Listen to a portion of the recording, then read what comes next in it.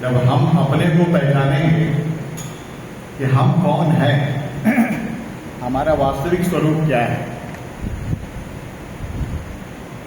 तभी तो फिर भगवान को हम पहचान सकेंगे। अपना स्वरूप जाने बगैर हम भगवान को जान ही नहीं सकते।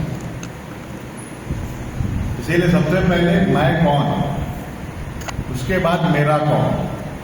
मैं कौन अगर समझ में आ जाएगा तो मेरा कौन भी समझ में आ जाएगा। अभी मैं किसको समझ रहे हैं? शरीर, है ना। अभी मैं हम लोग समझ रहे हैं शरीर को। तो शरीर का जो सब्जेक्ट है ये संसार, उसी को अपना मान रहे हैं, क्योंकि देहात्म बुद्धि है। और जब तक देहात्म बुद्धि रहेगा तब तक संसार को ही अपना मानेंगे। संसार में माँ को अपना मानेंगे, बाप को अपना मानेंगे, अपने बच्चे मेरा बच्चा है, मेरा माँ है, मेरा बाप है, मेरा धन है, मेरा संपत्ति है, इसी तरह से मानेंगे। जब तक इसमें देहात्म बुद्धि रहेगा, मतलब मैं देव हूं, ऐसा बुद्धि जब तक रहेगा संसार को ही अपना मानेंगे, क्योंकि देह का सब्जेक्ट है संसार। जब इसको हम लोग आत्मा मान लेंगे कि मैं आत्मा हूं, मैं देह नहीं हूं, तब हमारा सब्जेक्ट जो है वो चेंज हो जाएगा। जब मैं अपने को समझ लूंगा कि मैं आत्मा हूं, मैं शरीर नहीं हूं, तो हमारा सब्जेक्ट भी चेंज हो जाएगा। फिर संसार हमारा सब्जेक्ट नहीं होगा, हमारा सब्जेक्ट होगा परमात्मा। मैं आत्मा हूं, मेरा सब्जेक्ट है परमात्मा। ये समझ में आ जाएगा। और जब अपना असली संबंधी कौन है ये सब समझ जाएंगे तो फिर भगवान का भजन करेंगे।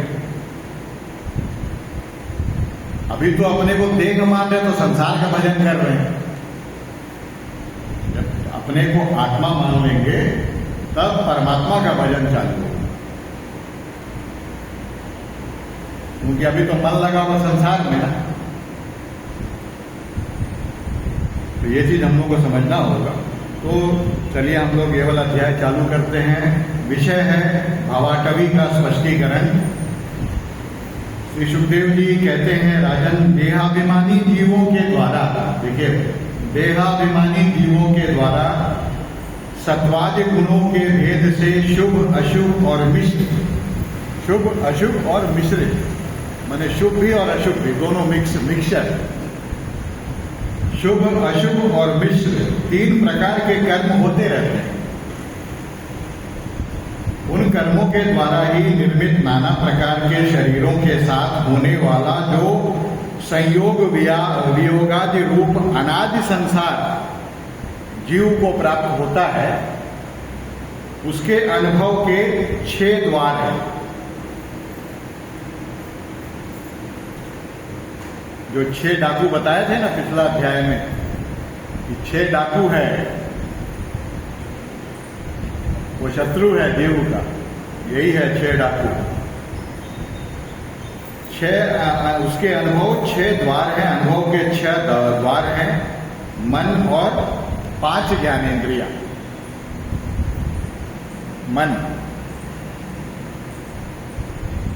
मन जो है वो मेन है, मन और 5 ज्ञानेंद्रिय। मन जो है कर्मेंद्रिय भी है, ज्ञानेंद्रिय भी है, दोनों है वो, है ना। क्योंकि मन को ही कर्ता बोले हैं भगवान, इसीलिए बोले मन मुझको दे दो, मन मना भाव मत भक्तो मध्यादि माम नमस्कुरु। हे अर्जुन, तेरा मन जितना भी गंदा हो, तेरा बुद्धि जितना भी गंदा हो, मुझको दे दो। तुम मत सोचो हम साफ करके देंगे, जैसा है वैसे ही दे दो। कहने का मतलब है कि तुम जैसे हो वैसे ही मेरे शरण में आ जाओ, उसको शुद्ध करने का कोशिश मत करो, क्योंकि वो तो मन तो माइक है ना, और भगवान मायाधीश है। तो मायाधीश के शरण में चले जाएंगे तो माया जो है वो हट जाएगी। हम लोग प्रयास करेंगे तो माया को हम लोग जीत नहीं सकते। वो भगवान के समान बलवती, भगवान की शक्ति को पाकर माया जो है भगवान जैसा बलवती है। वो जड़, लेकिन भगवान की शक्ति पाकर वो भगवान जैसा बलवती है। जो भगवान को जीत ले वो माया को जीत ले। भगवान को तो कोई जीत नहीं सकता, तो माया को कैसे जीतेगा? इसीलिए भगवान बोले इतना टेंशन मत लो, मेरे चरण में आ जाओ, मैं सब छुड़ा दूंगा। दैवी है च गुणमयी मम माया दुरत्यया 7:14 गीता। मामेव ये प्रपद्यन्ते माया में ताम तरन्ते। माया कितना बलवान है, उसको पार करना कितना कठिन है। पहला लाइन में बताया दैवी है च गुणमयी मम माया दुरत्यया। ये मेरी माया जो है इसको पार करना बहुत मुश्किल है, कोई पार नहीं कर सकता। बड़े बड़े ऋषि मुनि नहीं पार कर सकते। हम लोग कौन से खेत की मूली। फिर दूसरा लाइन में उसका उपाय बताए, पार करने का क्या उपाय है। मामेव ये प्रपद्यन्ते, मेरी शरण में आ जाओ। माम एव लगा है, ही, मेरे ही। मायाधीश तो भगवान ही है ना, बाकी सब माया के अंदर में है। एक भगवान मायाधीश है, भगवान श्री कृष्ण। उनके शरण में हम जब जाएंगे तो वो माया को हटा सकते हैं, वही, और किसी के बस का रोग नहीं।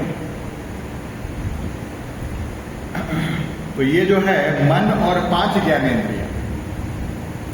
5 ज्ञानेंद्रियां तो आप लोग जानते हैं। आंख है, कान है, नाक है, रसना है, जिह्वा और त्वचा है। ये ज्ञानेंद्रिय है, इससे हमको ज्ञान होता है। जिससे ज्ञान हो वो ज्ञानेंद्रिय, जिससे हम लोग कर्म करते हैं वो कर्मेंद्रिय, इससे ज्ञान होता है। कि त्वचा से क्या ज्ञान होता है? स्पर्श का ज्ञान होता है। हवा गर्म चल रहा है, हवा ठंडा आ रहा है ना, गर्म है कि ठंडा है कोई चीज, ये त्वचा बतलाता है। ये भी ज्ञानेंद्रिय है। आंख ज्ञानेंद्रिय है, इससे रूप हम लोग देखते हैं, रूप का ज्ञान होता है ना, कैसा रूप है, सुंदर है, कुरूप है, रूप का ज्ञान होता है। उसके बाद कान ज्ञानेंद्रिय, कान से शब्द का ज्ञान होता है। शब्द कैसा शब्द है, उसका वाणी कैसा, मीठा है कि कटु है, तो शब्द ही बताता है ना। तो ये ज्ञानेंद्रिय। नासिका, ये गंध, कैसा गंध है, दुर्गंध है, सुगंध है। हम लोग बोलते हैं ना बहुत गंदा खराब स्मेल आ रहा है या बहुत अच्छा खुशबू आ रहा है, ये नाक बताता है। और रसना, जिह्वा, ये रस, पानी कैसा है, खारा है, मीठा है, कैसा है, कसैला है, कैसा है, ये बताता है रसना। ये 5 ज्ञानेंद्रिय है। छठवां कोई ज्ञानेंद्रिय नहीं है, ना छठवां कोई विषय है। ये 5 ज्ञानेंद्रिय से संबंधित जो 5 विषय है ना, इसी को हम लोग भोग रहे हैं संसार में। छठवां कोई विषय नहीं। देखने का विषय, सुनने का विषय, स्पर्श करने का विषय, गंध लेने का विषय, रस लेने का विषय, ये 5 ही विषय है। 5 ज्ञानेंद्रिय भगवान इसीलिए दिए हैं। और एक है मन। मन जो है इसका नायक है। मने इंद्रियों से ऊपर है मन।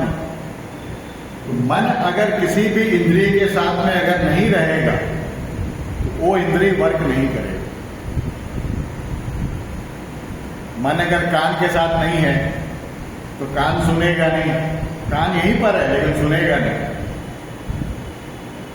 अभी हम लोग चर्चा कर रहे हैं, अगर मन हमारा घर में चला जाए, कान तो यही है, सुनेगा नहीं कान। मन की सहायता से कान सुनता है, तो कान की सहायता से मन ही सुनता है। आंख की सहायता से मन ही देखता है। रसना की सहायता से मन ही स्वाद लेता है। अगर मन नहीं है तो ये रसना बेकार है, इससे कुछ भी डालिए पता नहीं चलेगा। वो देखते हैं ना, जो कोमा में चल जाता है ना, कोमा में चल जाता है, तो कुछ पता नहीं, चलो देख रहा है लेकिन समझता नहीं है कुछ। आप लोग देखे होंगे, है ना। और देखिए, बेहोश करके क्लोरोफॉर्म देके डॉक्टर जो है ऑपरेशन कर देता है। क्लोरोफॉर्म दे दिया, बेहोश हो गए हम, मन सो गया, बेहोश हो गए, और अपना डॉक्टर आराम से चीर फाड़ करके बड़ा से बड़ा हार्ट निकाल के फिर ऑपरेशन करके फिर रख देता है, बाईपास सर्जरी कर देता है बड़ा बड़ा। अगर मन रहेगा जगा हुआ तो कर पाएगा? हाँ, हम लोग बर्दाश्त कर पाएंगे? तो मन को सुला देता है, बेहोश कर देता है, तब जाके वो कर पाता है। तो मन जो है सबसे इंपॉर्टेंट है। मन जहां रहेगा गति हमारा वहां हो जाएगा। तो बोलते हैं, उनसे विवश होकर यह जीव समूह मार्ग भूलकर भयंकर वन में भटकते हुए धन के लोभी बंजारों के समान परम समर्थ भगवान विष्णु के आश्रित रहने वाली माया की प्रेरणा से बीहड़ वन के समान दुर्गम मार्ग में पड़कर संसार वन में जा पहुंचता है ना। ये जो माया है भगवान का, वो किसी को खराब करने के लिए नहीं है। हम लोग मोहित होकर हम लोग फंस जाते हैं। भगवान की माया, भगवान की शक्ति है, वो जो है खराब करने के लिए नहीं है। देखिए, हम लोग संसार में आसक्त होते हैं ना, तो माया दुख दे देती है, तुरंत थप्पड़ लगाती है हमको, मेरे पास मत आओ, मेरा स्वामी का पास है ना। वो दुख देती है, क्यों? वो भी कृपा कर रही है हमारे ऊपर वो भी कृपा कर रही है। जब हम किसी चीज में लोभ करते हैं ना, उसमें हमको दुख मिलता है ना। तो माया बतला रही है कि मेरे पास मत आओ, मेरे पास तो दुख ही दुख है, वहां जाओ, मेरे स्वामी के पास जाओ, भगवान के पास। वो माया भी कृपा कर रही है हमारे ऊपर। इसीलिए बोला जाता है, भगवान ने 9 का 33 नंबर में गीता में बताए हैं, अनित्यम असुखम लोकमिमं प्राप्य भजस्व माम। बोले कि अनित्यम असुखम, इस लोक में सुख नहीं है, ये अनित्य है, इसलिए इसको प्राप्त करके मेरा भजन। अनित्यम असुखम लोकमिमं प्राप्य भजस्व माम, मेरा भजन करो। ये शरीर हम दिए हैं तो संसार में रहो, संसार का उपयोग करो और उपभोग मेरा करो। लेकिन हम लोग उल्टा करने लग गए हैं, संसार का उपभोग करते हैं और भगवान का उपयोग करने लग गए। भगवान का उपयोग मतलब जब कोई काम होता तो भगवान के पास जाते हैं, भगवान हमको ये दे दो, भगवान हमको वो दे दो। ये है उपयोग भगवान का। और संसार का उपभोग कर रहे हैं, उल्टा कर रहे हैं। संसार का उपयोग करना मतलब जितना आवश्यकता है उतना ही लेना है, अपना काम चलाना है और मन को भगवान में लगा के रखना, यही है उपभोग। लेकिन हम लोग उल्टा कर रहे हैं।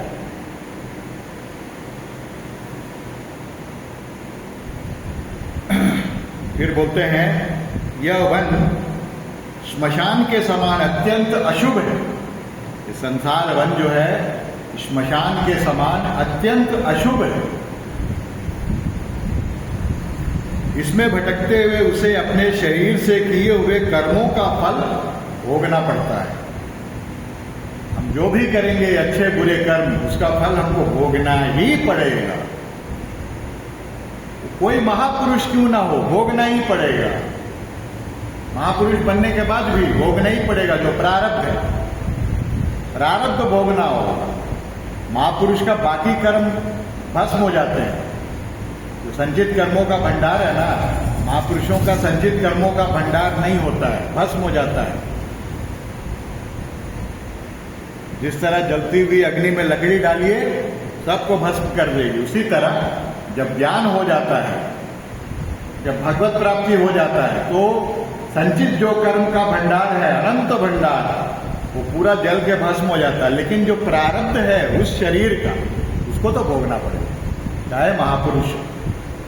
और नया क्रियमान कर्म नहीं होता महापुरुष। अभी हम लोग जो कर रहे हैं ना, अभी हम लोग जैसे पाठ कर रहे थे, ये क्रियमान कर्म है। अभी पाठ समाप्त हो जाएगा तो ये हो जाएगा, संचित कर्म में चला जाएगा। अभी ये क्रियमान कर्म, अभी प्रेजेंटली जो हम कर रहे हैं, इन प्रेजेंट, एट प्रेजेंट जो हम कर रहे हैं, वो क्रियमान कर्म है। जब वो कर्म समाप्त हो जाएगा तो वो कर्म मैंने क्या किया, अच्छा कर्म किया या बुरा कर्म किया, जो भी मैंने किया वो संचित हो जाएगा, संचित हो जाएगा मेरा अकाउंट में, है ना। पुण्य कर्म का अकाउंट, पाप कर्म का अकाउंट, दो का अकाउंट है, तो वहां भगवान उसको रख देंगे। जैसे बैंक में पैसा जमा करते हैं ना, उसी तरह से। हाँ, अगर भगवत प्राप्ति नहीं किए तब भगवान क्या करेंगे, अगला जो बॉडी देंगे उसी के हिसाब से वहां से निकाल के वो देंगे। वो भगवान को पता है क्या क्या निकालना है, कैसे कैसे उसका बॉडी देना है, वो भगवान को पता है। वो हम लोगों के पहुंच के बाहर है। तो इसीलिए कोई भी कर्म जो है हम लोगों को उसी के हिसाब से करना है, क्योंकि कर्मों का फल तो भोगना ही पड़ेगा, मैं प्रारब्ध भोगना ही पड़ेगा हर किसी को। देखिए बड़ा बड़ा संत हुए हैं, अभी हमारे सामने प्रत्यक्ष है प्रेमानंद जी महाराज, है ना। कितने बड़े संत हैं, दोनों किडनी फेल, करीब 15-20 साल ना, कितना साल हो गया, है ना। पीड़ा बहुत है उनके शरीर में, लेकिन जब वो बैठते हैं ना, सब भूल जाते हैं। जब वो बैठते हैं ना सत्संग करने, सब भूल जाते हैं। उनका डायलिसिस होता है। हाँ, खून जो है ना उनका बॉडी का, वो फिल्टर होता है, हफ्ता में 1 या 2 दिन होता है। बहुत पेन होता है उसमें, 3 दिन होता है। बताइए, मेरा एक फ्रेंड भी था बालाजी राव करके, मेरे साथ में ही था, कंपनी में भर्ती हुआ था। बाद में जब कंपनी बंद हुआ तो, कंपनी जब चालू हुआ तो ज्वाइन नहीं किया, छोड़ दिया। टेल्को ऑफिसर्स क्लब में उसका जॉब हो गया, तब तक बंद कंपनी में वहाँ जॉब खोज लिया था। टेल्को ऑफिसर्स क्लब है ना, वहाँ पे उसका क्या हुआ, बेचारा का बहुत कम उम्र से, मैंने 35 का एज में ही उसको प्रेशर का शिकायत, हाई प्रेशर, हाई बीपी। बहुत दवा खाता था लेकिन कंट्रोल में नहीं रहता, प्रेशर हाई ही रहता था। उसके चलते उसका दोनों किडनी खराब हो गई। तो डायलिसिस होने लगा, डायलिसिस हो के फिर बाद में ऐसा हुआ, हफ्ता में 2 दिन जाके 3 से 4 घंटा लगता है डायलिसिस होने में। एक लाइन से निकालेगा खून, वो फिल्टर मशीन में उसको घुमाएगा, फिल्टर करेगा, फिर एक लाइन से लाके डालेगा। ऐसा 3-4 घंटा तक ये प्रोसेस होते रहते, वहीं में लेटे रहो। हफ्ता में 1 दिन, पहले ऐसा होता था महीना में 1 बार होता था, फिर 15 दिन में 1 बार, फिर हफ्ता में 1 बार, फिर हफ्ता में 2 बार, फिर हफ्ता में 3 बार, ऐसा होने लगा उनका। लास्ट में अभी 1-1.5 साल हुआ, चले गया। हमसे छोटा था 4 साल उम्र में, तो बहुत तकलीफ है। हमको दिखाया तो हम डर गया देख के, शर्ट ऊपर करके दिखाया कहाँ से वो होता है, यहाँ में ना ऐसा खुल गया, ऐसा 1.5 साल में तो चेंज होता है, माने अंडा जैसा यहाँ खुल गया। यहाँ हमको देख के डर लगा, इतना भयानक।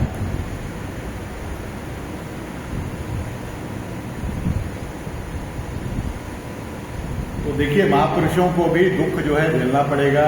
हम लोगों के सामने बहुत सारा उदाहरण है। एक रमण महर्षि थे साउथ में, उनका भगवान शंकर के भक्त थे, भगवत प्राप्त महापुरुष थे। उनके बीच में कैंसर हो गया था। हनुमान प्रसाद पोद्दार जी जो ये वाला भागवत लिखे हैं, अनुवाद किए हैं, उनका उदर में कैंसर हो गया था। भगवत प्राप्त संत थे, भगवान का दर्शन किए थे।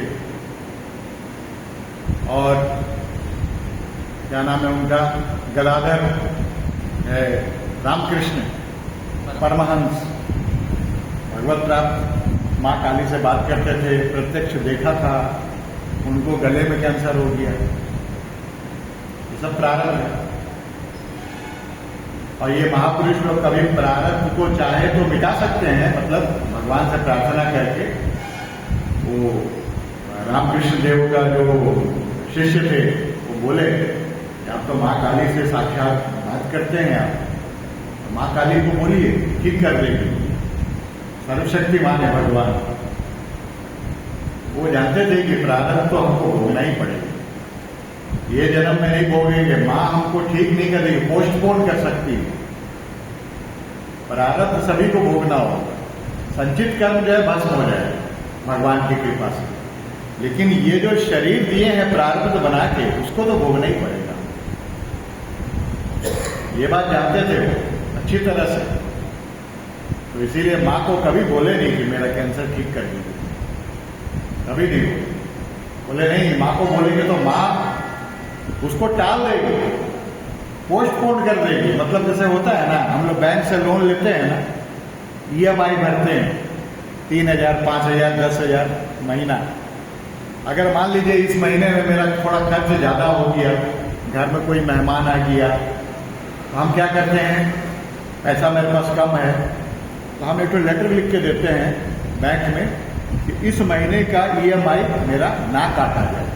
तो क्या वो काटना छोड़ देगा? अगला महीना तो काटेगा ना, ये महीना छोड़ देगा, अगला महीना तो हमको देना पड़ेगा ना। ये महीने का फाइन जोड़ देगा? फाइन नहीं जोड़ेगा, क्योंकि हम एप्लीकेशन दिए है, फाइन नहीं जोड़ेगा, लेकिन अगला महीना वो लेगा। अगर ये महीना 10,000 मेरा EMI है, तो अगला महीना वो 10 और 10 20 लेगा, ये महीना छोड़ देगा। उसी तरह से भगवान को बोलने पर भगवान उसको पोस्टपोन कर देंगे। हाँ ठीक है, अगले जन्म में जेल लेना था, ये जन्म में तेरा ठीक कर देते हैं। तो रामकृष्ण देव बोले नहीं, और हमको जन्म लेना नहीं है, जो भी है इसी जन्म में हमको भोग के चले जाना है, और आना नहीं है। इसीलिए वो भोगी। रमन महर्षि भी वही बोले, अरे ये तो प्रारब्ध है, ये तो जो है इसका कोई ट्रीटमेंट मत करो। अपने शिष्यों को बोले, शिष्य लोग माने नहीं, बोला नहीं, डॉक्टरों को हम बुला लिए हैं, वो ट्रीटमेंट करे। बोला ठीक है कर लो। बोला नहीं, क्लोरोफॉर्म देंगे। बोला कोई क्लोरोफॉर्म का जरूरत नहीं, ऐसे ही कर लो ऑपरेशन। वो चले गए समाधि में, ध्यान लगा दिए भगवान शंकर में, समाधि में चले गए, और डॉक्टर लोग चीर फाड़ करके सब कुछ किया, ठीक नहीं। रमन महर्षि बोले वो प्रारब्ध है, वो प्रारब्ध जन्य रोग है। एक होता कर्मजन्य रोग, जो हम लोग लेके आते हैं अपने जानबूझकर। एक होता प्रारब्ध जन्य रोग, वो प्रारब्ध से आता है। जितना भी दवाई खाइए, जितना भी इलाज कीजिए, वो ठीक होगा ही नहीं, वो है प्रारब्ध जन्य रोग। कर्मजन्य रोग है ना, वो तो ठीक हो जाता है। प्रारब्ध जन्य रोग जो है वो ठीक नहीं होगा, जितना भी आप करोड़ों डॉक्टर को बुलाइए, वो झेलना ही है आपको। तब देखिए फिर यहाँ बता रहे हैं कि यहाँ अनेकों विघ्नों के कारण उसे अपने व्यापार में सफलता भी नहीं मिलती, तो भी यह उसके श्रम को शांत करने वाले श्रीहरि एवं गुरुदेव के चरणारविंद मकरंद मधु के रसिक भक्त भ्रमरों के मार्ग का अनुसरण नहीं करता। संसार में इतना दुख झेलता है, लेकिन भगवान का भजन नहीं करता। वो दुख झेलते रहता है, लेकिन संसार के ही सम्मुख रहता है। इस संसार वन में मन सहित 6 इंद्रियां ही अपने कर्मों की दृष्टि से डाकुओं के समान है। यही है डाकू, जो पिछला चैप्टर में बताया गया। मन और 5 इंद्रिय, 6 जन। फिर बोलते हैं पुरुष बहुत सा कष्ट उठाकर जो धन कमाता है, उसका उपयोग धर्म में होना चाहिए। वही धर्म यदि साक्षात भगवान परम पुरुष की आराधना के रूप में होता है, उसे परलोक में निश्रेयस का हेतु बतलाया गया है। जो हम लोग पैसा कमा रहे हैं, शुद्ध कमाई धर्म में हमको खर्च करना है ना। 10% तो निकाल देना है दान के लिए, बाद बाकी जो शुद्ध कमाई है उसमें से जो हमारा जीविका चलाने के लिए जो जरूरी है वो तो चाहिए, उसके बाद जो है पैसा उसको दान में लगाना है। हम लोग चीज नहीं करते, हम लोग बैंक में जमा करते रहते हैं, बैंक बैलेंस बढ़ाना है। हाँ, ये कितना माल है? गोदाम में रखे हैं। ये देखिए फिर बोलते हैं किंतु जिस मनुष्य का बुद्धि रूप सारथी विवेकहीन होता है। हमारा सारथी कौन है? हमारा बुद्धि। हमारा बुद्धि हमारा सारथी है, माने मायाबद्ध जीव का। जो भगवत प्राप्त महापुरुष है उसका सारथी बुद्धि नहीं होता, उसका सारथी भगवान होते हैं। भगवान अपने हाथ में लगाम ले लेते हैं, है ना। भगवान ड्राइवर हो जाते हैं, जैसे अर्जुन का ड्राइवर बन गए थे भगवान। क्यों? अर्जुन शरणागत हो गए थे भगवान, कंप्लीट सरेंडर कर दिए थे अपने आप।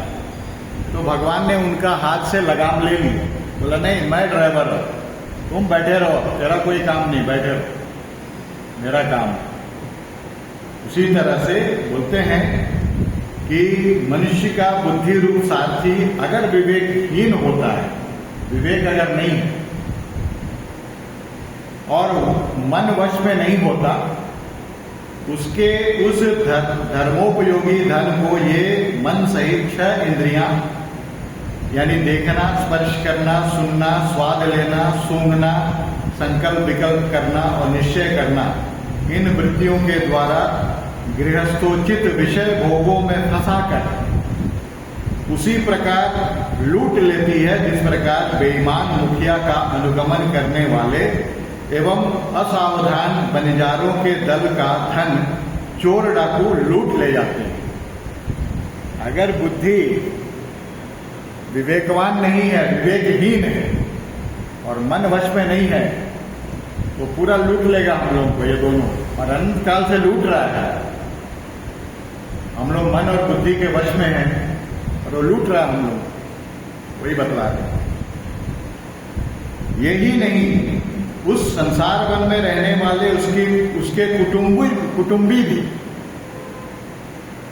जो नाम मात्र से तो स्त्री पुत्रादि कहे जाते हैं, किंतु कर्म जिनके साक्षात भेड़ियों और गीदड़ों के समान होते हैं, उस अर्थ लोलुप कुटुंबी के धन को उसकी इच्छा ना रहने पर भी उसके देखते देखते इस प्रकार छीन ले जाते हैं जैसे भेड़िए गडेरियों से सुरक्षित भेड़ों को उठाकर ले जाते हैं,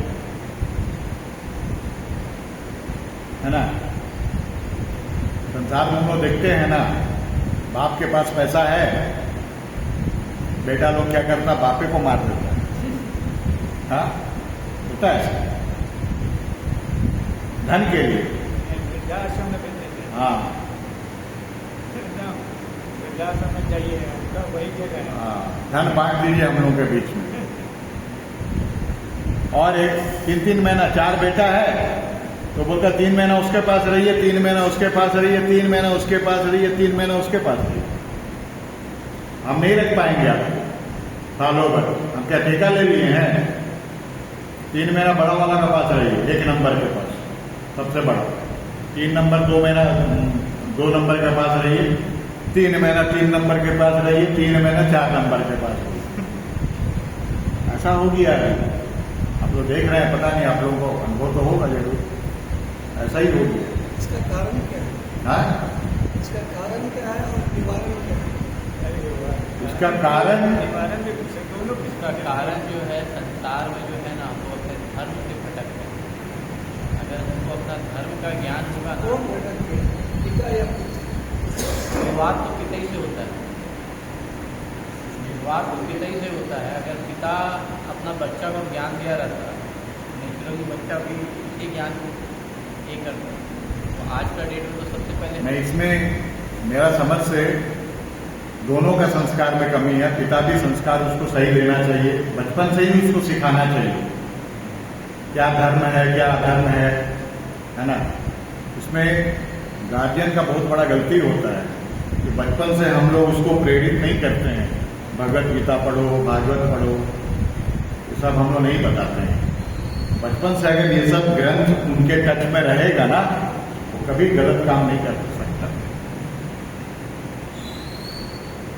अगर कोई बचपन से गीता पढ़ेगा, वो गलत राह में कभी जा नहीं सकता। गीता क्या है? जीवन का मैनुअल है। उसमें क्या करना है क्या नहीं करना वो बताया है भगवान ने। उसको हम लोग धार्मिक ग्रंथ के रूप में देखते हैं और घर में लाके उसको लाल कपड़ा बांध के रख देते हैं, उसका पूजा करते हैं। ऐसा नहीं, उसको पूजा नहीं करना, उसको पढ़ना है ना। उसको पढ़ के उसको समझना है कि भगवान ने क्या बताया उसमें। वो कंप्लीट मैनुअल है, हम लोगों को कैसे जीना है, हमको करना क्या है। कर्मण्येवाधिकारस्ते मा फलेषु कदाचन, बोले कि कर्म करो, अपना कर्तव्य करो और फल की आशा मत करो। बच्चों को अच्छा संस्कार दो, बचपन से ही बच्चों को बताओ गीता क्यों पढ़ना है, कैसे पढ़ना है। एक श्लोक, मात्र एक श्लोक अगर एक दिन में पढ़े तो 2 साल में पूरा गीता समाप्त हो जाए। 700 श्लोक है ना, 700 श्लोक है, 2 साल में पूरा कंप्लीट हो जाएगा। लेकिन उसका रिटर्न जो है ना बहुत लाभदायक है, रिटर्न बहुत बड़ा है। अगर गीता को पढ़े, उसको आत्मसात कर ले, वो आदमी कभी भटक नहीं सकता है।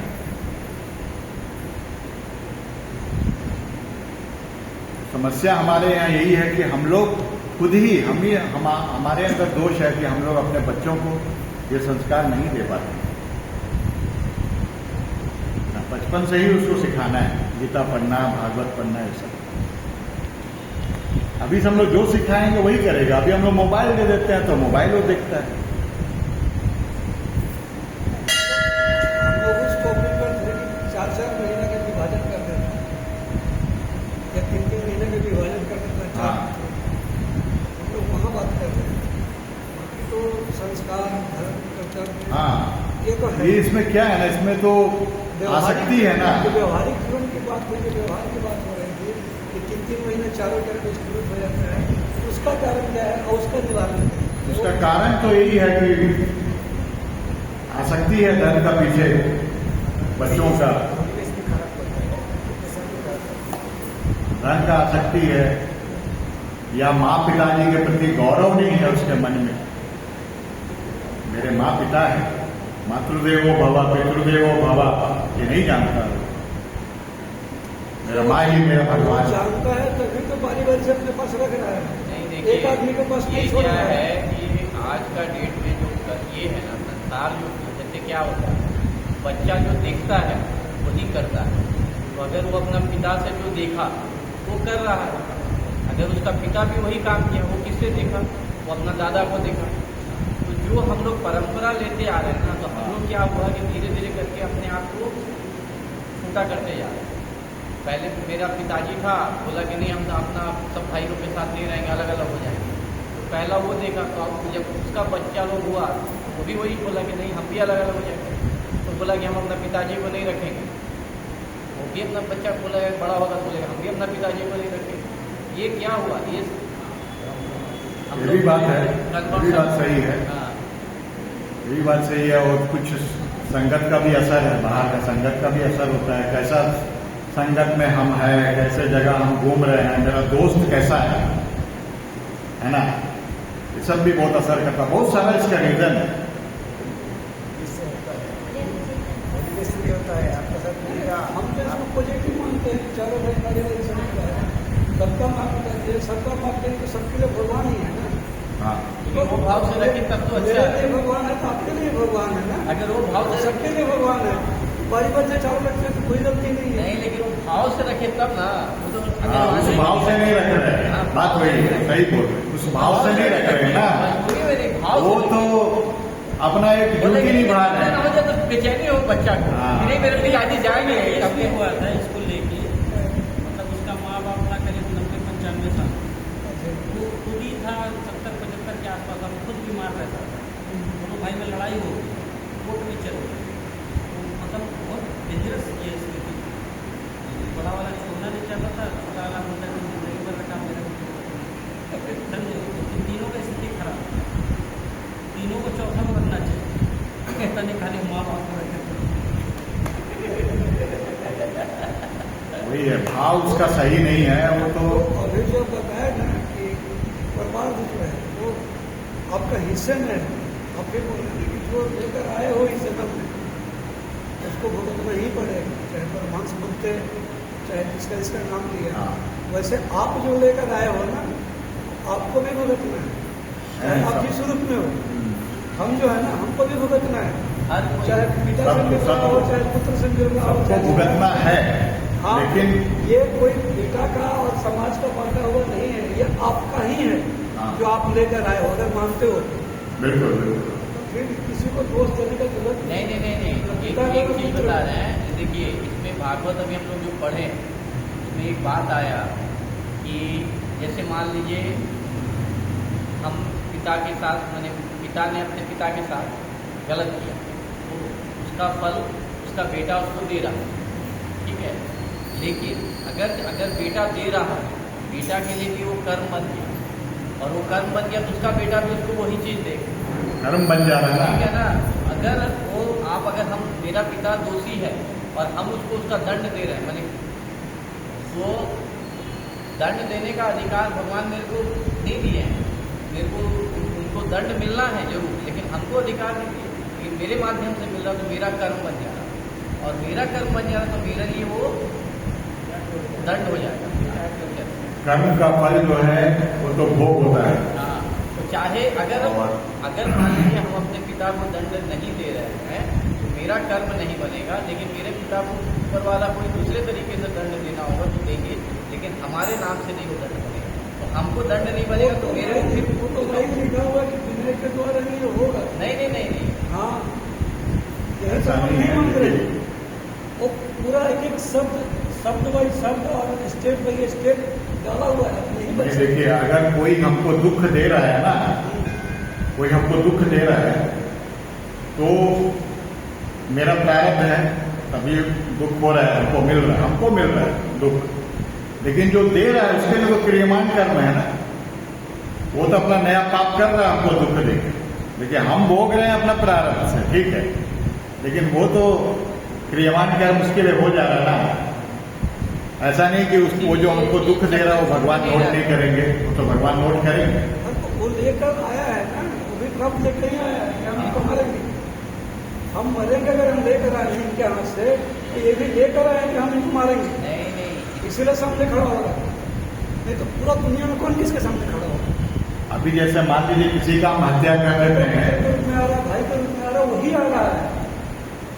नहीं, माया तो पूरा अपना भरा हुआ है। यहाँ जितना हम लोग बैठे हैं ना, शरीर केवल 5 फीट रहे, लेकिन ऐसा नहीं कि हम 5 ही लोग, यहाँ पूरा जैसे प्रकाश पूरा भरा हुआ रहता है, वैसे आत्मा पूरा भरा हुआ है, लेकिन वो उसी के पास सटता है, हटता है, जिसके साथ कभी का हिसाब किताब। रोड में लोग चलते हैं, लाखों लोगों को पुरस्कार करते हैं, किसको हम जानते हैं, लेकिन जिसको जानते हैं उसको यार ऐसे हो, ठीक है, करते नहीं करते।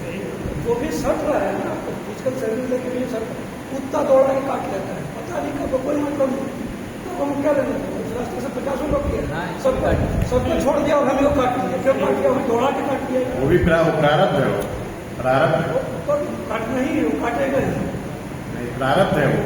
इसलिए किसी को दोष देना ठीक नहीं। कब है कि मन नहीं मानता है, जो हो रहा उसको लोग बोलना शुरू कर देते हैं, अरे मेरा एकदम से ठीक नहीं कर रहा, मेरा भाई मेरे साथ ठीक नहीं।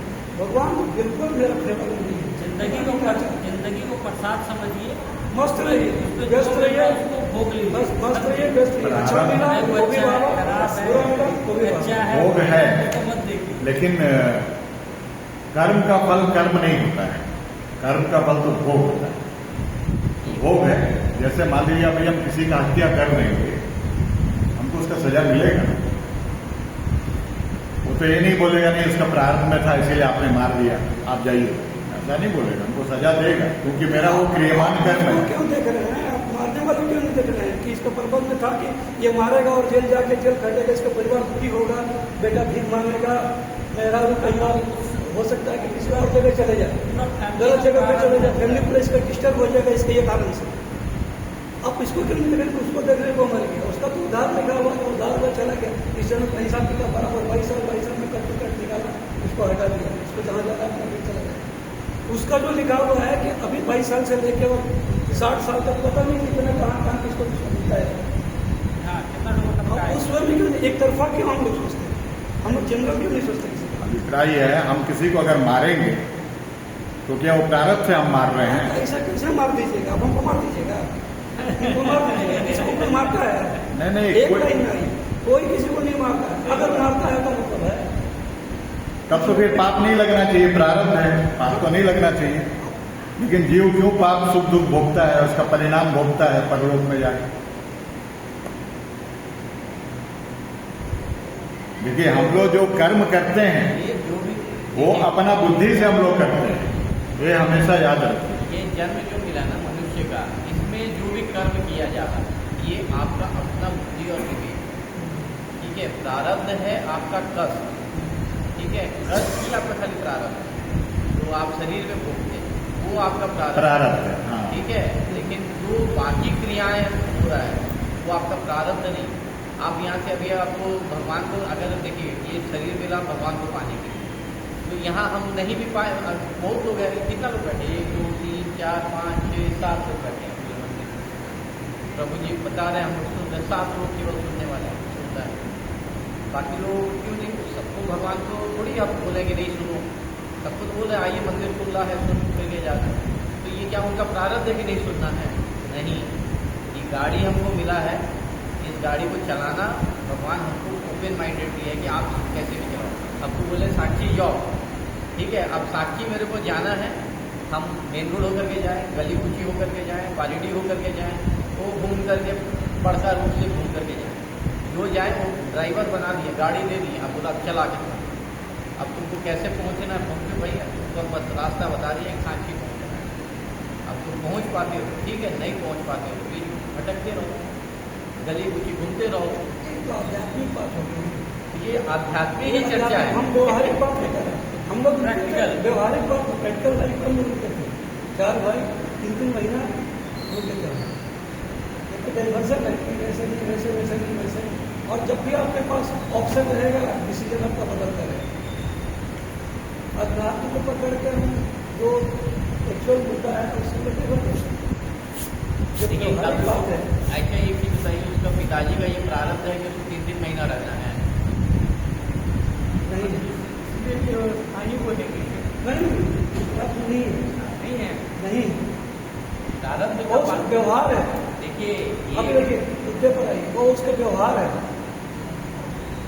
जिस व्यवहार के वर्णन कर रहे हैं ना कि अपने पिताजी के लिए आप कैसा व्यवहार किए हो वैसा आपका पुत्र व्यवहार करें, यही चीज तो लोग करना चाहते हैं। हम जैसा करेंगे भाई करें, भाई अलग कर रहे हैं। एक्चुअली देखिए आप खुद सोचिए ना कि आपका बच्चा को आप जाके, आप जब सुबह उठते हैं जाके मंदिर में बैठते हैं, तो भी आके मंदिर में बैठते हैं, आप जैसे प्रणाम करेंगे वैसे ही प्रणाम करेंगे, ठीक है। आप आँख बंद करके ऐसे करके देखिए, हाँ हम भी ऐसे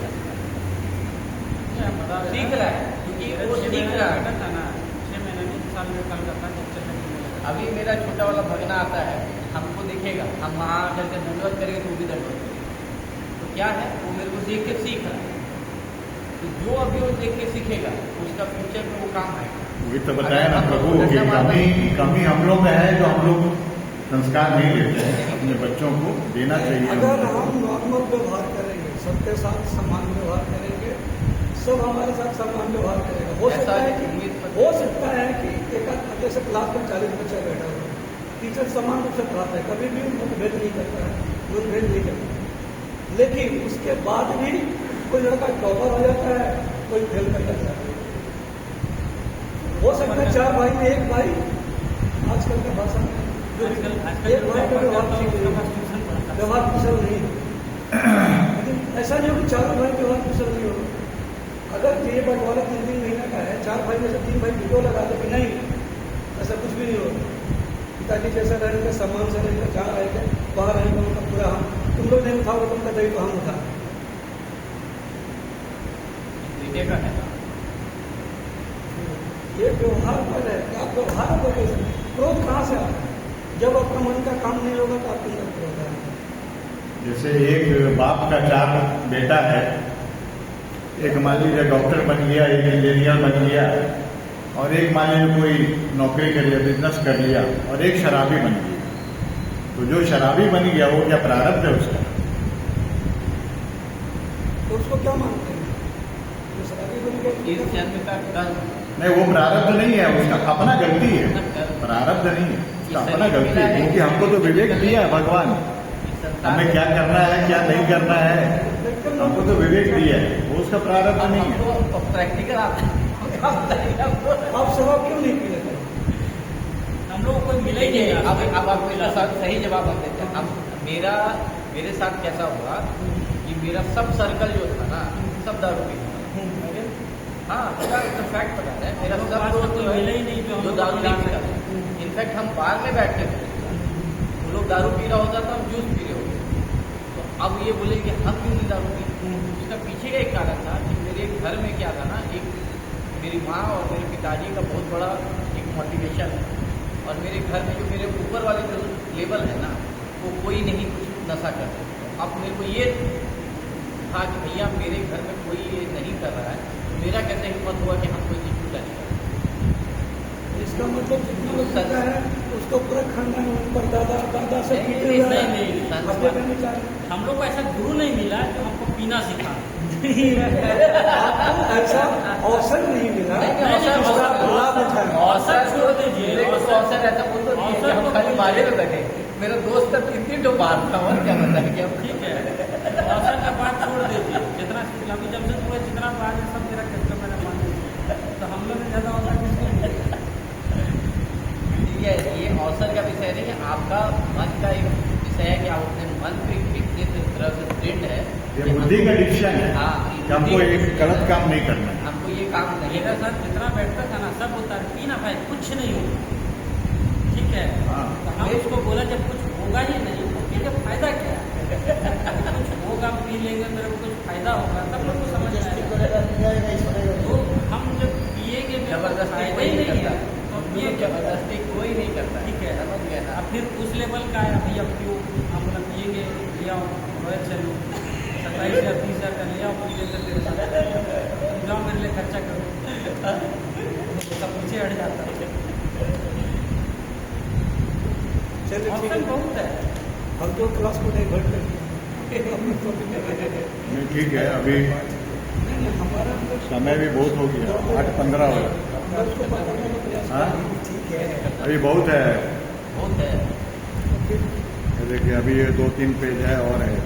वाणी को विश्राम वाणी को विश्राम दें। ये यहाँ तक पढ़ लेते हैं ना, यहाँ तक पढ़ के इसको रख देते हैं फिर।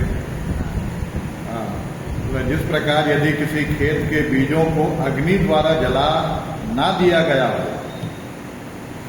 तो प्रतिवर्ष जोतने पर भी खेती का समय आने पर वह फिर झाड़ झंगाड़ लता और तृण आदि से गहन हो जाता है। उसी प्रकार यह गृहस्थाश्रम भी कर्मभूमि है, जिसमें भी कर्मों का सर्वथा उच्छेद कभी नहीं होता, क्योंकि यह घर कामनाओं की पिटारी है। तो जो हम कर्म करेंगे उसका फल तो हमको भोगना पड़ेगा, लेकिन हम किसी को दुख देंगे तो ये मेरा लिए क्रियमाण कर्म हो जाएगा, नया कर्म हो जाएगा। वो तो अपना प्रारब्ध के हिसाब से दुख भोग रहा है। हम किसी को अगर दुख देंगे तो मेरा जो नया कर्म बन रहा है, क्योंकि हम मनुष्य हैं, हमको विवेक दिए हैं भगवान। कुत्ता हमको काट लेगा, उसको पाप नहीं लगेगा, वो मेरा प्रारब्ध है। वो मेरा प्रारब्ध है। लेकिन हम कुत्ता को मारे, डंडा लेके ऐसा मार दे कि वो मर जाए, ये हम पाप करेंगे। क्योंकि हम विवेक है ना हमारे में, उसमें विवेक नहीं है, उसमें बुद्धि है। विवेक बुद्धि हम में, मनुष्य में सिर्फ। इसीलिए मनुष्य के लिए सब शास्त्र बना है, ये करना है ये नहीं करना क्यों बताया गया। अगर सब प्रारब्ध से ही होता तो विधि निषेध ये सब शास्त्र बनाने का कोई आवश्यकता ही नहीं था। भगवान बोलता कि भाई प्रारब्ध से जो हो रहा होने दो, जो करना है वो करो, अपना मन मर्जी, कुछ सोचने का नहीं। भगवान ऐसा बोल देते, संत महात्मा लोग भी आके ऐसे ही बोल देते, लेकिन संत महात्मा लोग क्यों समझा रहे हैं सब, ये करो ये मत करो, इसके पीछे रीजन है। स्वर्ग नरक क्यों बनाए? पाप भोगने के लिए बनाए। बहुत लोग तो मानते ही नहीं है स्वर्ग नरक कोई चीज नहीं है, जो है यही है, वो ऊपर कुछ नहीं है बोलते हैं। बहुत लोग ऐसा भी बोलते हैं, सब है, अभी तो बोला गया। पूरा वर्णन हाँ? जरूर पुराण में हाँ, वर्णन है, 28 प्रकार का नरक है। हम लोगों को ये जीवन में जब मैंने वहाँ तक पहुँचने के लिए 345 दिन का सफर करना पड़ता है। जब आदमी मृत्यु जब करता है तो लोग तक पहुँचने के लिए 345 दिन का कि 348 दिन का सफर करना पड़ता है, तब जाके वहाँ पहुँचते हैं। 99,000 योजन है यमलोक यहाँ से, 99,000 योजन। एक योजन में 12 किलोमीटर, जैसे ग्रंथ में लिखा होगा उसी के हिसाब से बता रहा हूँ। बोलते हैं यमलोक जो है 99,000 योजन।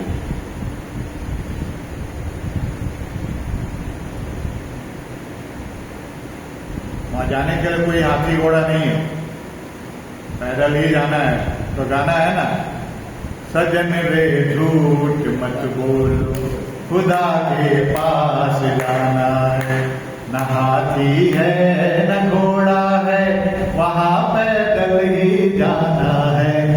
सजन रे झूठ मत बोलो, वहां हाथी घोड़ा नहीं है जाने का, पैदल ही जाना होगा।